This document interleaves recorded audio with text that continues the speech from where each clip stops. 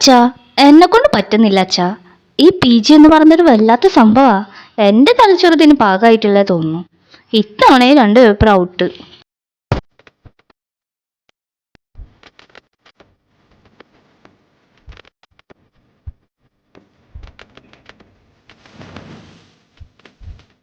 എടി, ഇത് എത്രാമത്തെ തവണയാ? നിന്റെ കൂടെ പഠിച്ച ശാലിനി ഇപ്പോൾ ഒരു കമ്പനി മാനേജറായി. നീ എന്താ ഇങ്ങനെ? അമ്മ, എല്ലാവരും മാനേജറായ പിന്നെ പ്യൂണാവാൻ ആരുണ്ടാവുക? എനിക്ക് പഠിത്തം മടുത്തു. എന്നെ എങ്ങോട്ടെങ്കിലും കെട്ടിച്ചു വിടരുത്. പാവം ഒരു പയ്യൻ്റെ ജീവിതമെങ്കിലും ഞാൻ നോക്കി നടത്തട്ടെ. അതാണ് എൻ്റെ നിയോഗം. മോളെ, നിനക്ക് കല്യാണം കഴിക്കാൻ അത്രക്ക് ധൃതിയായോ? നിന്റെ അനിയത്തിൽ മീനു പോലും ഡിഗ്രി സെക്കൻഡ് ഇയർ ആയിട്ടുള്ളൂ. അവളൊരു പഠിച്ച നിലയിലെത്തട്ടെ, എന്നിട്ട് പോരെ കല്യാണമൊക്കെ. അച്ഛൻ, എനിക്ക് കുഴപ്പമൊന്നുമില്ല. ചേച്ചിക്ക് കല്യാണം കഴിക്കണമെന്നുണ്ടെങ്കിൽ നടത്തി കൊടുക്കുക. ചേച്ചിക്ക് വേണ്ടി ഞാൻ വേണമെങ്കിൽ എൻ്റെ പഠിത്തം നിർത്താം. ഇടി അലമ്പാക്കല്ലേ. നീ പഠിച്ച് നശിക്കണം എന്നാണ് എൻ്റെ ആഗ്രഹം. അച്ഛാ, ഈ പ്രായത്തിൽ കല്യാണം കഴിച്ചാൽ നല്ല ഫോട്ടോസൊക്കെ കിട്ടും. പ്രായം കൂടുന്നവരെ എൻ്റെ സൗന്ദര്യം ഐശ്വര്യം ഒക്കെ കുറഞ്ഞു വരുമേ. ഈ വായനോട്ടൊക്കെ നിർത്തി എനിക്കൊരു കുടുംബം നോക്കണമെന്നുണ്ട്. നിനക്ക് കുടുംബം നോക്കാനല്ല, പണിക്ക് പോവാതിരിക്കാനാണ് ഈ കല്യാണ ഭ്രാന്തെന്ന് എനിക്ക് നന്നായി അറിയാം.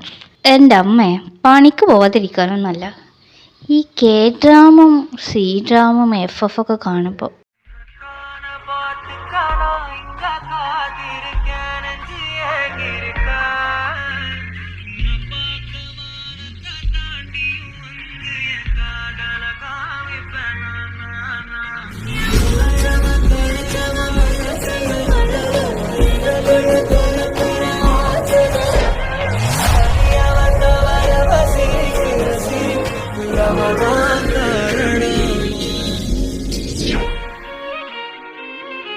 അല്ലമ്മേ, ആ വഴി പോയ പയ്യനെ കണ്ടോ?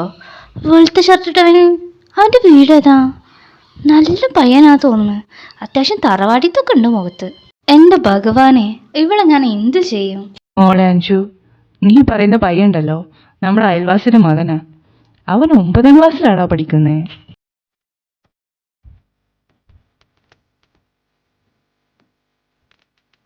ആണോ? 9ാം ക്ലാസ്സിലാണ് പഠിക്കുന്നേ? കണ്ടാ പറയില്ലല്ലോ. എന്നാലും പോട്ടെ, പ്രായം വെറും നമ്പറല്ലേ അച്ഛാ. എടി മീനു, എനിക്ക് വിശക്കുന്നു. പോയി ഒരു ചായ എടുത്തേ. ഇനിയെങ്കിലും നീ ചേച്ചിയെ ബഹുമാനിക്കാൻ പഠിക്കൂ. ഞാൻ ഈ വീടിനെ പടി ഇറങ്ങാൻ പോകുന്നാളാ.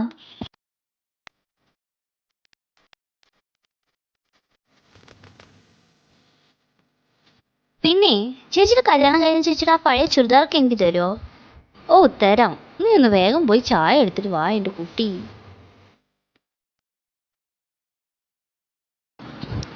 അഞ്ജലി കണ്ണാടിയുടെ മുന്നിൽ നിന്ന് കല്യാണ പെണ്ണായി അഭിനയിക്കുകയാണ്. മീൻ അത് നോക്കി വായും പൊളിച്ചു നിൽക്കുന്നു. ഞാൻ റെഡിയാണ് സുധീഷേ, നമുക്ക് നേരെ മാൽഡീവ്സിലേക്ക് പറക്കാം.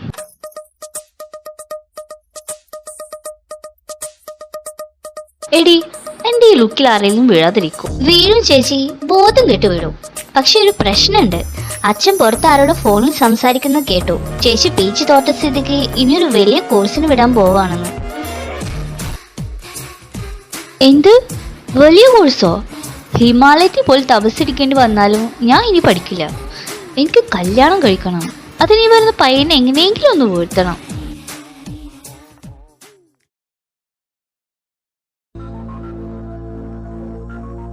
വീടിന് ഹാളിൽ പയ്യനും അവൻ്റെ അമ്മയും വന്നിട്ടുണ്ട്. അഞ്ജലി ചായയുമായി വരുന്നു. ഇത്തവണ അവൾ അതിഗംഭീര സുന്ദരിയായിട്ടാണ് വരുന്നത്.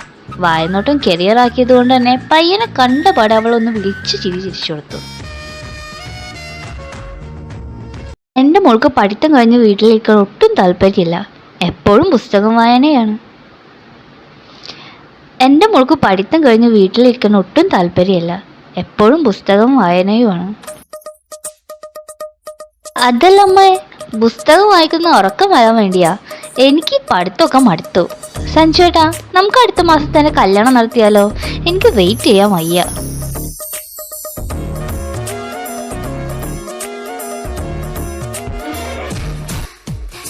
എനിക്ക് അഞ്ജലിയുടെ ക്വാളിഫിക്കേഷൻ ആണ് ഇഷ്ടപ്പെട്ടത്.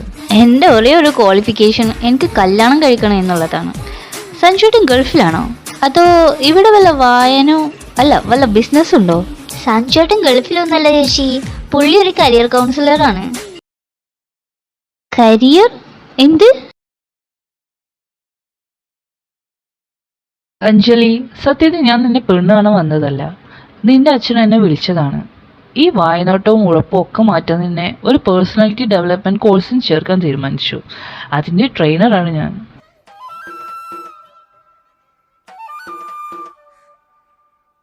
അപ്പൊ കല്യാണോ, എന്റെ മെലഡി സ്ട്രിപ്പോ, എന്റെ റീൽസോ? അതിനൊക്കെ സമയമുണ്ട് മോളെ. നീ PG തോറ്റത് കൊണ്ട് നിന്നെ അടുത്ത 2 വർഷത്തേക്ക് സഞ്ജുവിന്റെ അക്കാദമിയിൽ ഹോസ്റ്റലിൽ താമസിപ്പിച്ച് പഠിപ്പിക്കാൻ ഞങ്ങൾ തീരുമാനിച്ചു. അവിടെ ഫോൺ ഉപയോഗം പാടില്ല. പയ്യന്മാരെ നോക്കാൻ അടുത്ത് പോലും ആരും ഉണ്ടാവില്ല.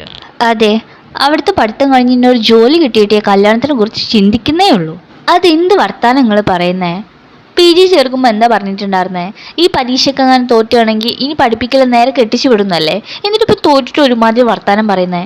ചേച്ചിക്ക് കല്യാണം കഴിക്കാത്ര പൂതിയാണെങ്കിൽ അമ്മ അച്ഛനും പറഞ്ഞ പോലെ ആ സഞ്ജുവേട്ടനെ അങ്ങ് ഗുരുവായിട്ട് കണ്ടൂടെ? പുള്ളിയുടെ കല്യാണം കഴിഞ്ഞതാ, 2 കുട്ടികളും ഉണ്ട്. ഈശ്വരാ, കല്യാണം കഴിച്ച് രക്ഷപ്പെടാൻ നോക്കി എന്നെ ഇപ്പൊ ജയിലിലിടാൻ പോവാണോ? അഞ്ജലി മുറിയിൽ ഡോറടച്ചിരിക്കുവാണ്. പുറത്ത് അച്ഛനും അമ്മയും മീനും ഒക്കെ ഭക്ഷണം കഴിക്കാൻ വിളിക്കുന്നുണ്ട്. എനിക്ക് വേണ്ട, ഈ ചോറും വേണ്ട, ഒരു കരിയർ കൗൺസിലിങ്ങും വേണ്ട. എന്നെ ഒരു തടവറയിൽ ഇടുന്നേക്കാൾ നല്ലത് എന്നെ ഇവിടുത്തെ കിണറ്റിൽ തള്ളുന്നതാ. എടി പെണ്ണെ, ആ കിണറ്റിലെ വെള്ളം കുറവാ, നീ ചാവില്ല. വെറുതെ കൈക്കാലം ഒടിയാനോ ഉപകരിക്കൂ. മര്യാദയ്ക്ക് ഇറങ്ങി വന്നാൽ കഞ്ഞി കുടിക്കാൻ നോക്ക്. ദേവി, നീ അവളെ വിട്ടേക്ക്. പാവം വിശക്കുമ്പോ വന്നോളൂ. നമുക്ക് ആ പഴയ ചായക്കട വരെ ഒന്ന് പോയാലോ? നീ പണ്ട് ആ നീലസാരി എടുത്ത് വന്ന ആ ചായക്കട.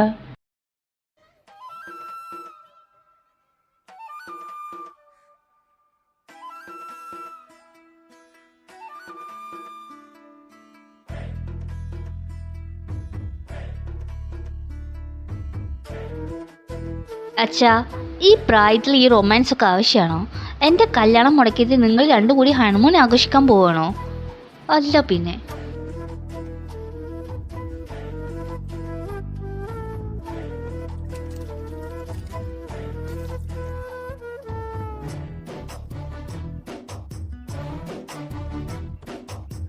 എനിക്ക് കഞ്ഞി വേണം.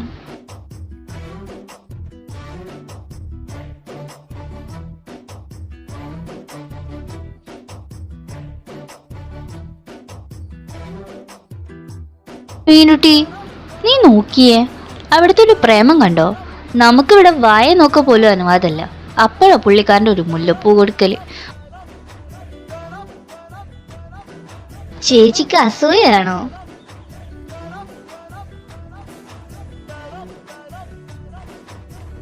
അച്ഛനമ്മ എത്ര സ്നേഹിക്കുന്നോണ്ടല്ലേ. ചേച്ചി കല്യാണം കഴിച്ചാൽ ഇങ്ങനെ ഇരിക്കോ? ഞാൻ ഇരിക്കുമായിരുന്നു. പക്ഷെ ഈ അച്ഛനമ്മയും കൂടി സമ്മതിക്കണ്ടേ? അവരും അവരുടെ പ്രേമം നടക്കാൻ വേണ്ടി എന്നെ ഹോസ്റ്റലിൽ വിടാൻ നോക്കുവോ? എടി വായാടി, നീ എന്തിനാ ഞങ്ങളെ നോക്കി ഇങ്ങനെ അസഹ്യപ്പെടുന്നേ? നിന്നെ ഞങ്ങളെങ്ങും വിടുന്നില്ല. സത്യാണോ അമ്മേ? അപ്പൊ പഠിക്കാൻ പോകണ്ട, എന്റെ കല്യാണം നടത്തുവോ? പഠിക്കാൻ പോകണ്ടെന്ന് തീരുമാനിച്ചു. ആ കൗൺസിലർ പറഞ്ഞത് നിന്നെ ഹോസ്റ്റലിൽ വിട്ടാ അവിടുത്തെ സമാധാനം കൂടി പോകുന്ന. അതുകൊണ്ട് നീ വീട്ടിൽ തന്നെ ഇരുന്നോ.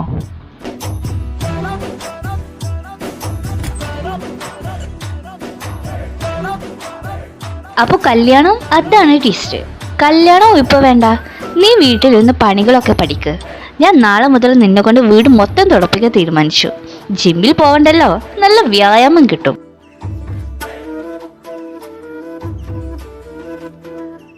വീട് തുടക്കാനോ? അമ്മേ, എൻ്റെ ഈ സുന്ദരായ കൈകളുകൊണ്ടൊക്കെ ഈ പണികളൊക്കെ ചെയ്യിക്കണോ? ചേച്ചി സാരല്ല, ചേച്ചി വീട് തുടക്കുമ്പോ ഞാൻ അടുത്തിരുന്ന് പാട്ട് പാടിത്തരാം. ചേച്ചിക്ക് അതൊരു എന്റർടൈൻമെന്റ് ആവുമല്ലോ. എടി മരത്തവളെ, നീ ശരിക്കും എന്നെ അനിയത്തി തന്നെയാണോ? അച്ഛാ, ഇതിലും ഭേദം എന്നെ ആ കൗൺസിലർക്ക് വിട്ടുകൊടുക്കുന്നതായിരുന്നു. അവിടെ പണിയെങ്കിലും കുറവായിരിക്കും. ഇല്ല മോളെ, ഞങ്ങൾക്ക് നിന്റെ കോമഡി കാണാതിരിക്കാൻ വയ്യ. നീ ഇവിടെ ഇരുന്ന് വീട് വൃത്തിയാക്കും, പണിയറെടുക്കും, പോരാത്തിന് വായി നോക്കും ചെയ്തോ. അതൊരു രസാ. നീ ഇല്ലെങ്കിൽ ഇവിടെ നേരം പോകത്തില്ലടി.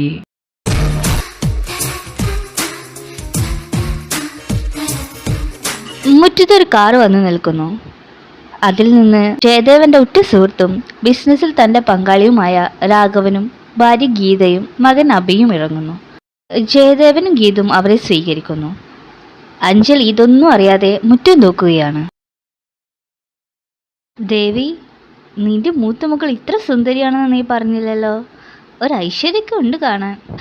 ഐശ്വര്യമൊക്കെ ഉണ്ട് ഗീതേ, പക്ഷെ അത് അവൾ വാ തുറക്കുന്ന വരെ മാത്രമേ ഉണ്ടാവുള്ളൂ. ഒന്ന് വാ തുറന്നുള്ള ഐശ്വര്യം പറക്കും. നീ വെറുതെ പറയുക. ആ നിൽപ്പ് കണ്ടില്ലേ, എത്ര ഒതുക്കുള്ള കുട്ടിയാ. എങ്കിൽ നിനക്കിപ്പോൾ ബോധ്യപ്പെടുത്തി തരാം. നീ അവളോട് പോയി എന്തെങ്കിലും ജസ്റ്റ് കാഷ്വലായിട്ട് ചോദിച്ചിട്ട് വാ. നിന്റെ എല്ലാ തെറ്റിദ്ധാരണകളും മാറിക്കിട്ടും. മോളെ, നീ മുറ്റം തൂക്കുവാണെന്നോ? നിനക്കെന്നെ മനസ്സിലായോ? അല്ല ചേച്ചി, ഞാൻ പാത്രം കഴുകുമായിരുന്നു, കണ്ടില്ലേ? ആ, ഞാൻ വല്ലാതെ ഓർക്കുന്നു. എനിക്ക് 6 മാസമുള്ളപ്പോൾ എന്നെ അമ്മ ഒരു കല്യാണത്തിന് കൊണ്ടുപോയപ്പോൾ ഞാൻ വല്ലാതെ കരഞ്ഞു. അപ്പോൾ ഒരു പച്ച സാരിയൊക്കെ എടുത്ത് മുടി ചുരുട്ടി കെട്ടി മുല്ലപ്പൊക്കെ വെച്ച് അന്ന് എന്നെ തോളിലിട്ട് ഉറക്കിയത് ചേച്ചിയല്ലേ? എനിക്ക് നല്ല ഓർമ്മയുണ്ട്.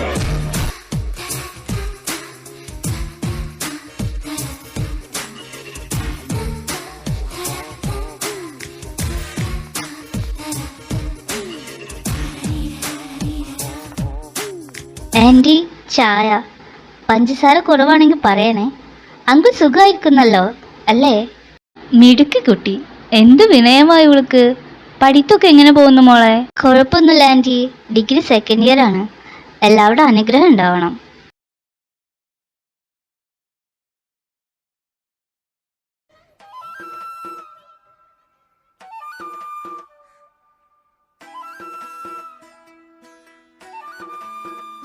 ഹേ അബി, നീ ഇത്ര ലുക്കഡ് എന്ന് എൻ്റെ അച്ഛനൊന്നും പറഞ്ഞില്ലല്ലോ. ഇത് ഏതാ ബ്രാൻഡ് ഈ ഷർട്ടിൻ്റെ? അഞ്ജു, എന്താ ഇത് അബി എന്ന് വിളിക്കുന്നേ?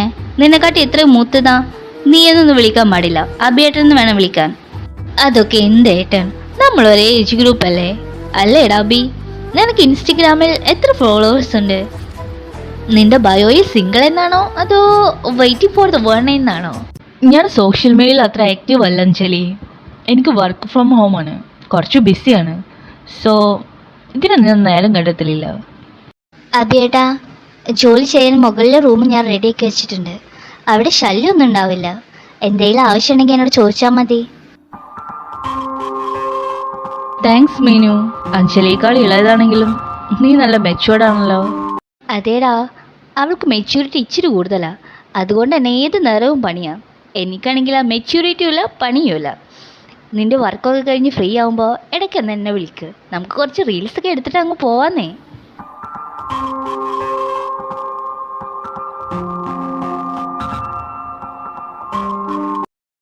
എനിക്ക് ആ 2 കുട്ടികളും ഒരുപാട് ഇഷ്ടമായി. നല്ല മക്കളാ. മീനു നല്ല അടക്കം ഒതുക്കുള്ള കുട്ടിയാണ്. അങ്ങനെ ഒരു കുട്ടി നമ്മുടെ വീട്ടിൽ വന്നാൽ അതൊരു ഐശ്വര്യമാണ്. പക്ഷെ അഞ്ജലി, അവൾ എന്തൊരു ഉഷാറാ. അവളെപ്പോലൊരു കുട്ടി വീട്ടിലുണ്ടായിരുന്നെങ്കിൽ വീട് മുഴുവൻ രസമായിരിക്കും. എപ്പോഴും ചിരിക്കാനേ നേരം ഉണ്ടാവുള്ളൂ. അഞ്ജലി അതീവ സുന്ദരിയായി ടെറസിൽ നിൽക്കുകയാണ്. അബി പതുക്കെ അങ്ങോട്ട് വരുന്നു.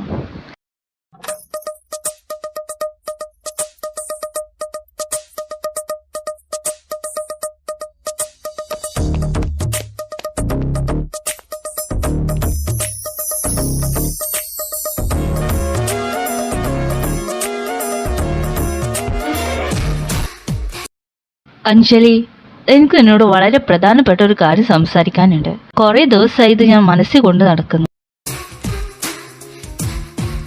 അബിയേട്ടൻ പറയൂ, എനിക്ക് മനസ്സിലാവും. അഞ്ജലി, നിന്നോട് സംസാരിച്ചിരിക്കാൻ നല്ല രസമാണ്. ഞാനൊരു കാര്യം പറയട്ടെ. എൻ്റെ ലൈഫിൽ ഞാൻ എൻ്റെ പാർട്ട്ണറാക്കാൻ ഉദ്ദേശിച്ചിരുന്ന ആൾ നല്ല ക്യൂട്ടും ഇന്നസെൻറ്റും കുറച്ച് മെച്യൂർഡായിട്ടുള്ള ഒരാളാണ്. അതിനെന്താണ് അബി? കല്യാണം കഴിഞ്ഞാൽ ഞാൻ വേണമെങ്കിൽ 10 മിനിറ്റ് മിണ്ടാതിരിക്കാം. അതോടെ ഈ മെച്യൂരിറ്റി ഒക്കെ തന്നെത്താനെ വന്നോളൂന്നേ. എന്താ പറഞ്ഞേ? ഒന്നുമില്ല. നല്ല കാറ്റെന്ന് പറയായിരുന്നു. നല്ല ഫീൽ ഉണ്ട്. അബി എന്താ പറഞ്ഞു വന്നേ? അഞ്ജലി, സത്യം പറഞ്ഞാൽ എനിക്ക് നിൻ്റെ അനിയത്തി മീനുവിനോട് ഭയങ്കര ഇഷ്ടമാണ്. അവൾ സംസാരിക്കുന്ന കുറവാണെങ്കിലും പറയുന്ന കാര്യങ്ങളിലൊക്കെ ഒരു വ്യക്തത ഉണ്ട്. ഞാൻ കല്യാണം കഴിക്കാൻ ആഗ്രഹിക്കുന്ന അവളെ പോലൊരു പെൺകുട്ടിയാണ്. എനിക്ക് അവളെ വിവാഹം കഴിക്കാൻ താല്പര്യമുണ്ട്. നീ ഇക്കാര്യം ഒന്ന് നിൻ്റെ വീട്ടിൽ സൂചിപ്പിക്കുമോ? ഞാൻ അമ്മയോട് പറഞ്ഞു വെക്കാം.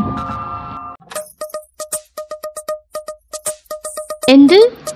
മീനുവിനെയോ? ആ കണികണിയെയോ? അവളൊരു ചായ തന്നപ്പോ അതില് വല്ല മരുന്നും കലക്കി തന്നോളൂ നിനക്ക്? അവൾക്ക് മെച്യൂരിറ്റി അല്ലടാ, അവൾക്ക് മടിയാ, അതുകൊണ്ടാ മിണ്ടാത്തത്. നീ എന്റെ പിറുവിറുക്കുന്ന എനിക്കൊന്നും മനസ്സിലാവുന്നില്ല. ഈ കാറ്റല്ല എൻ്റെ അണ്ണാക്കിലടിച്ച് കയറുന്നു. എനിക്കിവിടെ നിൽക്കാൻ വയ്യ, താഴെ പോവാം. നിന്റെ ഒരു പ്രേമം.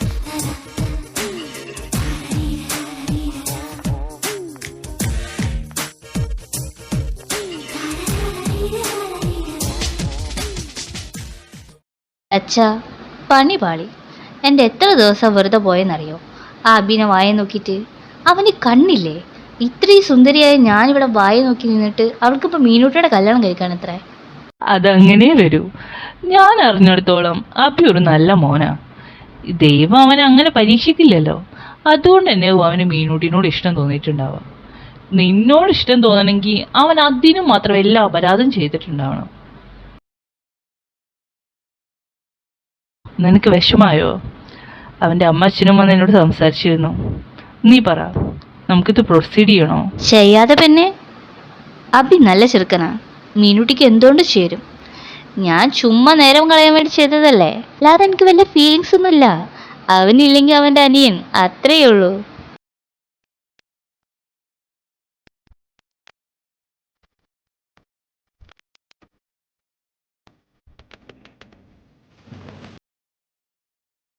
വീടാകെ അലങ്കരിച്ചിരിക്കുകയാണ്. മീനുവും അബിയും കല്യാണത്തിൻ്റെ കാര്യങ്ങൾ പ്ലാൻ ചെയ്യുകയാണ്. അഞ്ജലി ആവട്ടെ ഒരു മൂലയിലിരുന്ന് അസൂയയോടെ പപ്പടം വറുക്കുകയാണ്.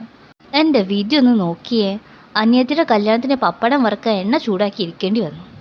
ആ അബി എങ്ങാനും ഇങ്ങോട്ട് വരികയാണെങ്കിൽ ഈ പപ്പടം കുറഞ്ഞ തവി വെച്ച് ഞാൻ ഒന്ന് കൊടുക്കും.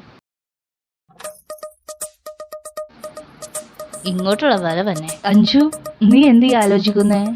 മാധവേട്ടൻ എന്നെ ഇഷ്ടമാണെന്നാണ് ഞാൻ കരുതിയത്. മാധവേട്ടനോ? ഇത് ഞാൻ അബിയാണ്. ഇഷ്ടം ആ ഇഷ്ടമല്ല എനിക്ക്. ഞാൻ തിരിച്ചൊന്നും പറഞ്ഞില്ല.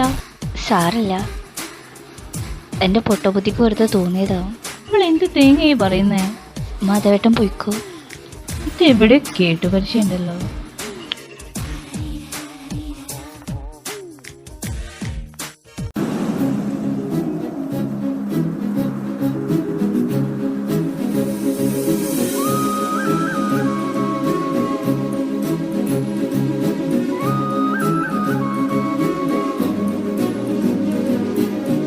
എടാ, നീ ദേവിയെ കൂടി വിളിച്ചേ.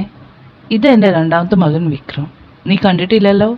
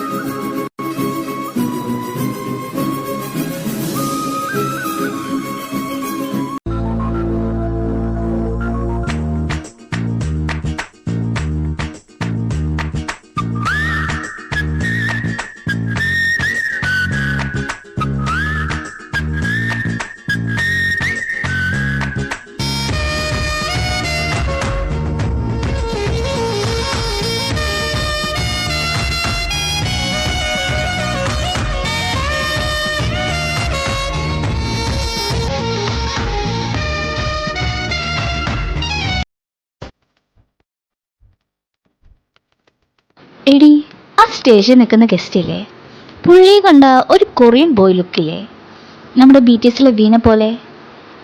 ഒന്ന് ലൈനാക്കിയാലോ? എനിക്കങ്ങ് വല്ലാതെ ബോധിച്ചുപോയി. അങ്ങനെ ഞാൻ ഓക്കെ ആയി കഴിഞ്ഞാൽ സത്യം പറയാലോ, ഞാൻ കട്ട സീരിയസ് ആയി അങ്ങേരെ തന്നെ കിട്ടും. എനിക്ക് ഭയങ്കര ഇഷ്ടമായി. എടി വേണ്ട, അതവിടുത്തെ പഴയ റാങ്ക് ഹോൾഡറാണ്, വല്ലാത്തൊരു ദേഷ്യക്കാരനാണെന്നാ കേട്ടെ. നമുക്കത് സെറ്റാവില്ലടി. കോളേജിൽ ഒരുപാട് ചെക്കന്മാരില്ലേ, അവരിൽ ഏതെങ്കിലും നീ നോക്കിയാൽ മതി. നീ ഒന്ന് പോയേ, ഇത് നോക്കിക്കോ, ഞാൻ അവനൊന്ന് സെറ്റാക്കിയിട്ട് വരാം. വായ നോക്കാൻ ഇവിടെ കുറേ പേരുണ്ട്, പക്ഷെ ഇതെനിക്ക് സീരിയസ് ആവാനാന്ന് പറയുമ്പോൾ നിനക്കെന്താ മനസ്സിലാവില്ലേ? ഞാനിപ്പോൾ വരാം. അപ്പോഴാണ് അഞ്ജലി വിക്രമിനെ വെൽക്കം ചെയ്യാൻ വേണ്ടി മറ്റൊരു പെൺകുട്ടി ഫ്ലവർ ബൊക്കറ്റ് പോകുന്നത് കണ്ടത്. ഇത് കണ്ടതും അഞ്ജലി ഓടിച്ചെന്ന് അവൾ ഓടത്തിൻ്റെ മാക്സിമം സ്പീഡ് എടുത്തിട്ടാണ് ഓടിയത്. ആ ഓട്ടത്തിൽ ആ ഫ്ലവർ ബക്കറ്റ് വാങ്ങിച്ച് നേരെ ഓടി സ്റ്റേജിൽ കയറി. അവനെ കണ്ടതും അവൾ അവളെ ഓട്ടം സ്റ്റോപ്പ് ചെയ്യാൻ മറന്നു. നേരെ പോയി അവൻ്റെ കസാരയിൽ ഒരു അറ്റടി. വിക്രമ കസാരയോടെ തന്നെ സ്റ്റേജിൽ നിന്ന് താഴോട്ടും വീണു. തിരിഞ്ഞൊന്ന് നോക്ക് പോലും ചെയ്യാതെ അവൾ വീണ്ടും സ്റ്റേജിൽ നിന്ന് ഇറങ്ങി എങ്ങോട്ടോ ഓടിപ്പോയി. എൻ്റെ പൊന്നഞ്ജലി, നീ എന്തൊക്കെ ചെയ്തു കൂട്ടുന്നേ? എത്രയോ പയ്യന്മാരെ വായി നോക്കുന്നു. അതേപോലെ ഏതെങ്കിലും മൂലയിൽ നിന്ന് നോക്കിയാൽ പോരായിരുന്നോ? ഇതിപ്പോ ആകെ നാണക്കേടായി. അറ്റ്ലീസ്റ്റ് ഒരു സോറിയെങ്കിലും പറയാറുന്നില്ലേ? അല്ലെങ്കിൽ ഒന്ന് എഴുന്നേൽപ്പിക്കാൻ സഹായിക്കുകയും ചെയ്യാമായിരുന്നു. നീ അതൊക്കെ വിട്ടെ. സ്റ്റേജിൽ മോഹിനിയാട്ടത്തിന് എൻ്റെ പേരാ വിളിക്കുന്നേ.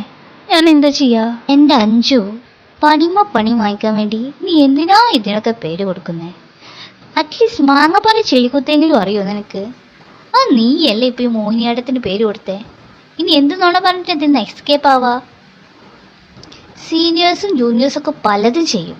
അത് കഴിവുള്ളവരാ. ഈ കഴിവില്ലാത്ത നീ എന്തിനാണ് അവരെ മുമ്പിൽ ഷോ അളക്കാൻ വെറുതെ ഓരോന്ന് ചെയ്ത് കൂട്ടുന്നേ? എനിക്ക് വയ്യ. എന്തെങ്കിലും ചെയ്തോ? ഹേയ്,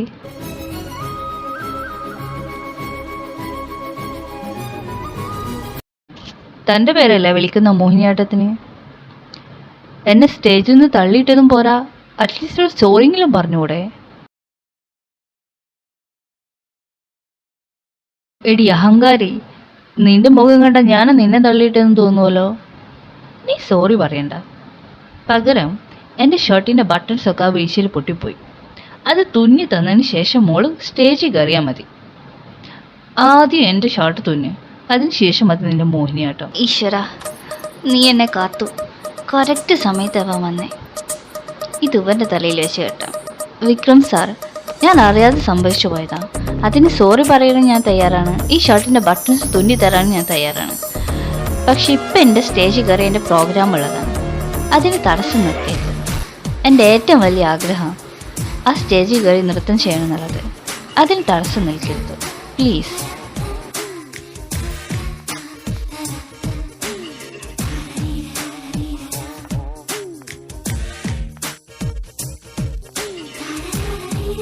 നീ നൃത്തം ചെയ്യാൻ ഞാൻ തടസ്സം നിൽക്കുന്നില്ല.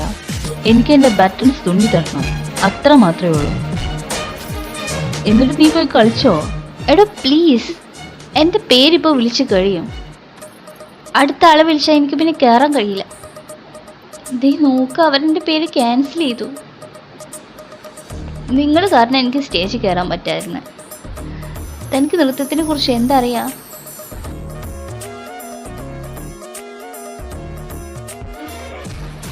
എനിക്ക് എന്താഗ്രഹം ഉണ്ടായിരുന്നെന്നറിയോ? ആ സ്റ്റേജിൽ കയറി 2 സ്റ്റെപ്പ് ഉണ്ടെന്നുള്ളത്. താൻ കാരണം ഇപ്പോൾ ഞാൻ ഇതൊരിക്കലും പുറത്തു തരില്ല. ഇനി ഈ ശലങ്ക ഞാൻ കാലിൽ കെട്ടില്ല. ഇതോടുകൂടി എൻ്റെ നൃത്തത്തിനുള്ള ഇഷ്ടം പോയി കിട്ടി. ഇനി എൻ്റെ ജീവിതത്തിൽ ഈ ചെലങ്കയും ഞാൻ കെട്ടില്ല, നൃത്തവും ഞാൻ ചെയ്യില്ല. താൻ കാരണം.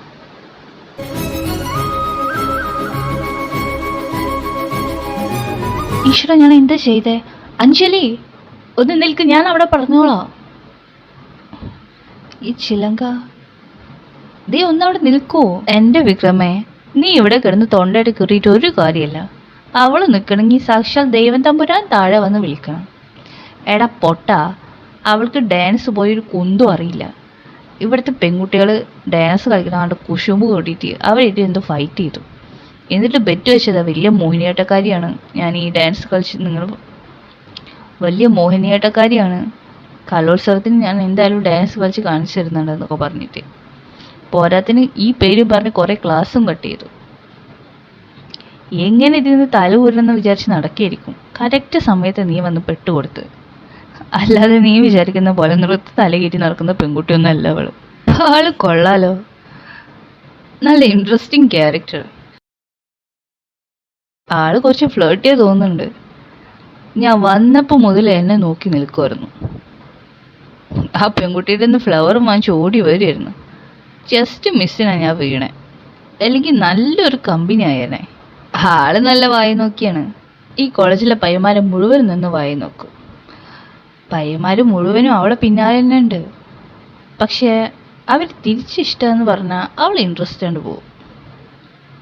ജസ്റ്റ് അവളൊരു തമാശയൊക്കെ ചെയ്യുന്നതാ, ഒരു കോളേജ് സമയത്ത് നേരം പോക്കിന്. ആരെങ്കിലും സീരിയസ് ആയി എടുത്തെന്നണ്ട പിന്നെ അവരെ നോക്കില്ല. ആളൊരു പാവാ.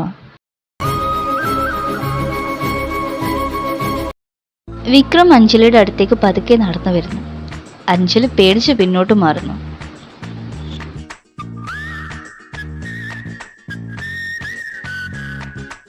അപ്പോ എൻ്റെ ഷർട്ടിൻ്റെ ബട്ടൺ തുന്നിത്തരാന്നും പറഞ്ഞ് ചിലങ്ക എറിഞ്ഞ് ഓടിയ ആള് ഇവിടെ ഉണ്ടായിരുന്നല്ലേ? നിന്റെ വായനോട്ടിപ്പം പഴയ പോലെ തന്നെയാണ് അഞ്ജലി. അത് വിക്രം സാർ, അതൊരു ആക്സിഡൻ്റ് ആയിരുന്നു. ഞാൻ മനഃപൂർവ്വം ചെയ്തതല്ല. പിന്നെ ചിലങ്ക ഞാൻ പിന്നെ നൃത്തം ചെയ്തിട്ടില്ല. Very good. നീ ചെയ്യരുത്. കേട്ടറിഞ്ഞിടത്തോളം നീ നൃത്തം ചെയ്യാതിരിക്കുന്നതിന് നല്ലത്. എടാ വിക്രം, നിനക്ക് ഇവിടെ നേരത്തെ അറിയോ? അറിയാം. കോളേജ് ഫംഗ്ഷനിൽ എൻ്റെ മേത്തൊക്കെ ഇടിച്ച് കയറി വന്ന് എന്നെ സ്റ്റേജിൽ നിന്ന് തള്ളിയിട്ട്. പിന്നെ വേറൊരു കഥ കൂടി ഉണ്ട്.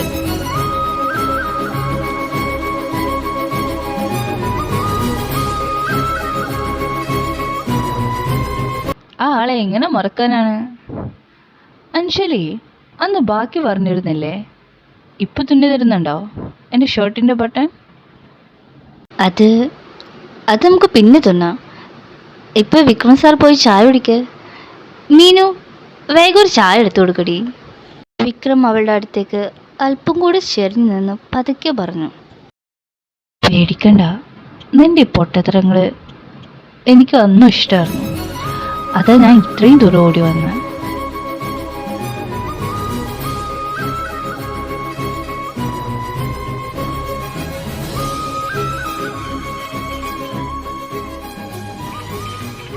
എന്താ ചേച്ചി, ഐ കോണ്ടാക്ട് ഒക്കെ കടുപ്പാണല്ലോ. ഇത്തവണ കട്ടയ്ക്കൊരു നായകന് കിട്ടിയെന്ന് തോന്നുന്നു. എടി, ഇയാൾക്ക് എന്നെ കൊല്ലാനുള്ള ദേഷ്യമാണോ അതോ സ്നേഹമാണോന്ന് എനിക്ക് മനസ്സിലാവുന്നില്ല. എൻ്റെ വായ അടഞ്ഞു പോയല്ലോ മീനു. എല്ലാവരും അത്താഴം കഴിക്കാനിരിക്കുന്നു. വിക്രം അഞ്ജലിയുടെ നേരെ ഓപ്പോസിറ്റാണ് ഇരിക്കുന്നത്. അഞ്ജലി പാവം പോലെ അഭിനയിച്ച് തല താഴ്ത്തിരിക്കുകയാണ്.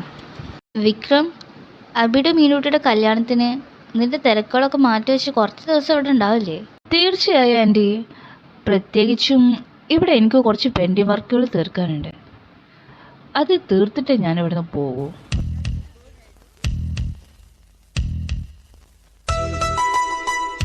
അമ്മ, ഈ സാമ്പാറിൽ എരിവ് കുറച്ച് കൂടുതലാണോ? തീരെ ഇറക്കം പറ്റുന്നില്ല. എന്തോ ഒരു വശീകരണം പോലെ.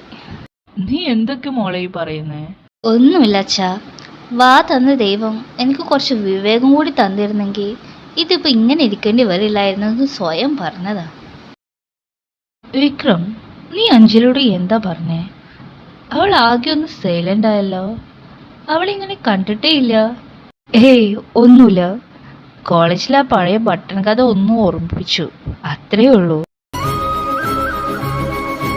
അഞ്ജലി പാത്രം കഴുകാൻ നിൽക്കുമായിരുന്നു. മീനും അടുത്തുണ്ടായിരുന്ന സാധനങ്ങളൊക്കെ ഒതുക്കി വെക്കുന്നുണ്ട്. വിക്രം പതുക്കെ അടുക്കളയ്ക്ക് വരുന്നു.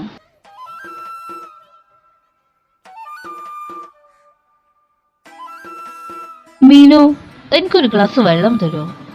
അഞ്ജലി തിരക്കിലാണെന്ന് തോന്നുന്നു.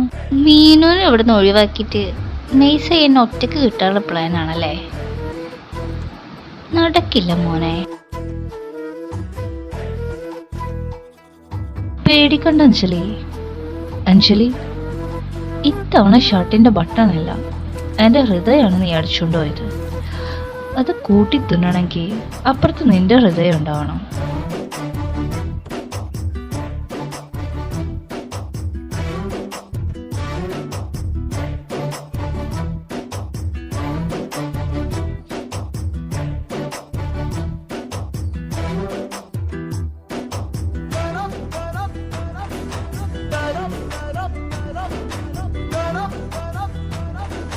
എല്ലാവരും കൂടി അന്താക്ഷരി കളിക്കാൻ തീരുമാനിക്കുന്നു. അഞ്ജലി ഒരു ടീമിലും വിക്രം മറ്റൊരു ടീമിലുമാണ്.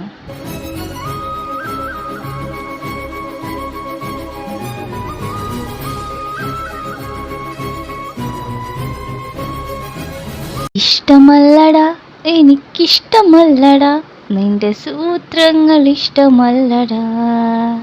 എടി മീനുട്ടി, അയാൾ പാടുന്ന പാട്ടൊക്കെ എന്തോ വല്ലാതെ കുത്തി പറയുന്ന പോലെ ഒരു ഫീലിംഗ്. ഒരുമാതിരി വരികളൊക്കെ അത് എന്നെ നോക്കിയിട്ടാ പാടുന്നേ. എൻ്റെ പൊന്നു ചേച്ചി, ആ പാട്ടുകളൊക്കെ നല്ല പാട്ടുകളാ. നല്ല രസമുണ്ട് ചേട്ടൻ പാടണ കേൾക്കാൻ. ചേച്ചി ഒന്നും മിണ്ടാതിരിക്ക്, എന്നിട്ട് കളി ആസ്വദിക്കാൻ നോക്ക്.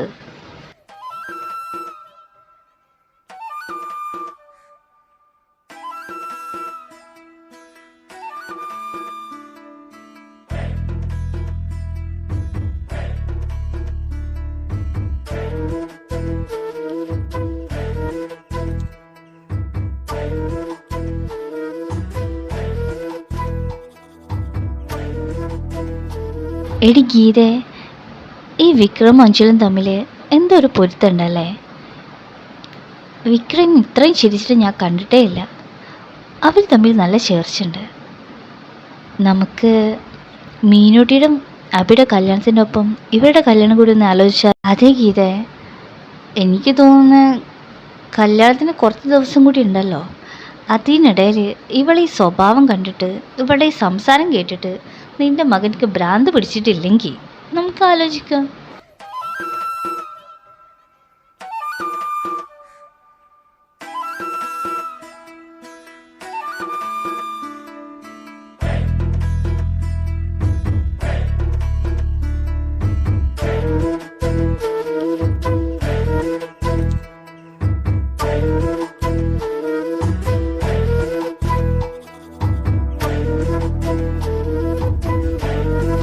അമ്മേ, വിക്രമേട്ട എന്നെ നോക്കി കണ്ണു കാണിച്ചു. അച്ഛാ, ഇത് കാണുന്നുണ്ടോ? അച്ഛനല്ല പറയുന്ന ഏറ്റവും ഫ്ലേർട്ടി ഞാനാണ്. അല്ല, ഈ വിക്രമേട്ടനാ. എത്ര പ്രാവശ്യമായി എന്നെ കണ്ണെടുക്കാൻ തുടങ്ങിയിട്ട്. അയ്യോ, എൻ്റെ കണ്ണിൽ കരട് പോയതാ. കുറെ നേരമായി അതും തിരുമ്പിട്ട് ഇരിക്കാൻ തുടങ്ങിയിട്ട്. നീ നോക്കുന്ന കണ്ടപ്പോൾ ഞാൻ നോക്കിയേ ഉള്ളൂ, അല്ലാതെ നിന്നെ കണ്ണിറുക്കി കാണിച്ചതല്ല. ആരും ഒന്നും വിചാരിക്കരുതേ, ഇവള് തെറ്റിദ്ധരിച്ചിരിക്കുക. ഇമ്മാതിരി കണ്ണിറുക്കൽ ഇറക്കണമെങ്കിൽ അത് കരടാവില്ല, വല്ല ആനക്കുട്ടിയാവും കണ്ണിൽ വീണിട്ടുണ്ടാവുക. അല്ല പിന്നെ മതി കളിച്ചത്, ഞാൻ പോവാ.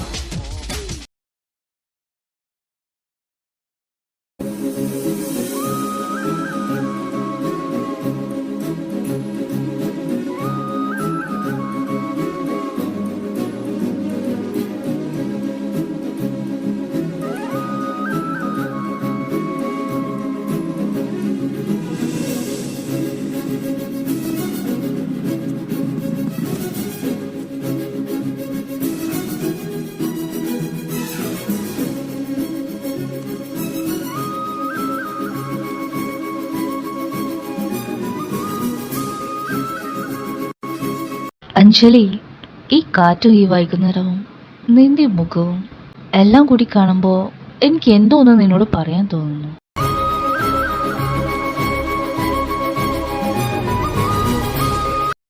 വിക്രമേട്ടാ, ഈ പുസ്തകത്തിൽ പറഞ്ഞിരിക്കുന്ന കണ്ടോ? അമിതായി പ്രേമിക്കുന്നവർക്ക് പെട്ടെന്ന് BP കൂടുന്നു. ഏട്ടൻ കുറച്ചു നേരം കണ്ണടച്ചായിരുന്നോ? ഞാൻ പോയി അമ്മയോട് പറഞ്ഞിട്ട് എന്തെങ്കിലും മരുന്നുണ്ടാക്കിയിട്ട് വരാം.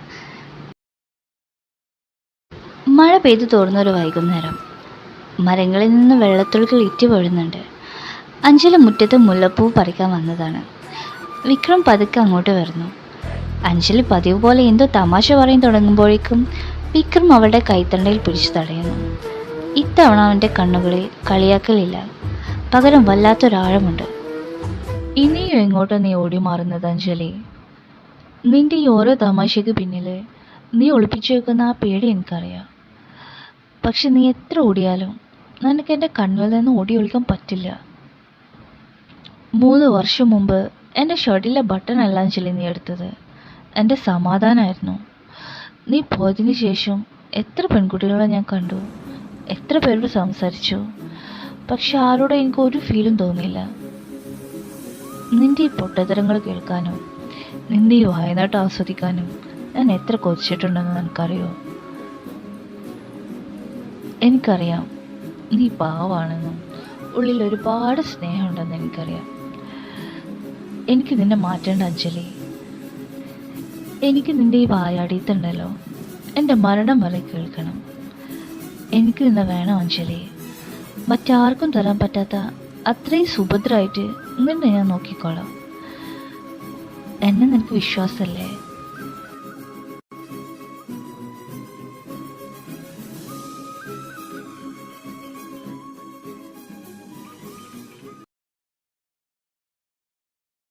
കല്യാണം കഴിക്കണമെന്ന് പറഞ്ഞ് ധൃതി കൂട്ടിയപ്പോൾ ഇങ്ങനെ കറുത്തമ്പിളി മാമൻ്റെ ചിഹ്നമുള്ള കാര്യം ഞാൻ ഓർത്തതേ ഇല്ല. എനിക്കറിയ പോലും ഉണ്ടായിരുന്നില്ല.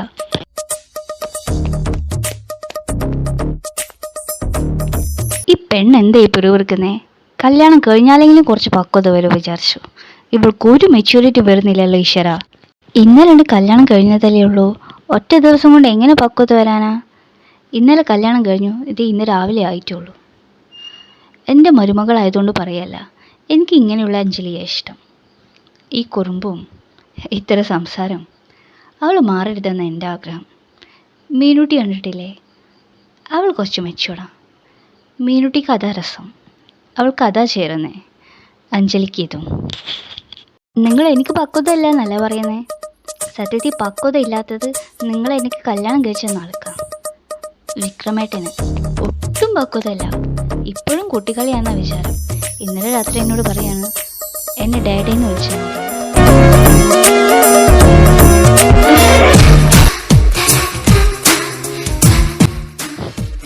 എനിക്ക് ചിരിയാ വരുന്നത്.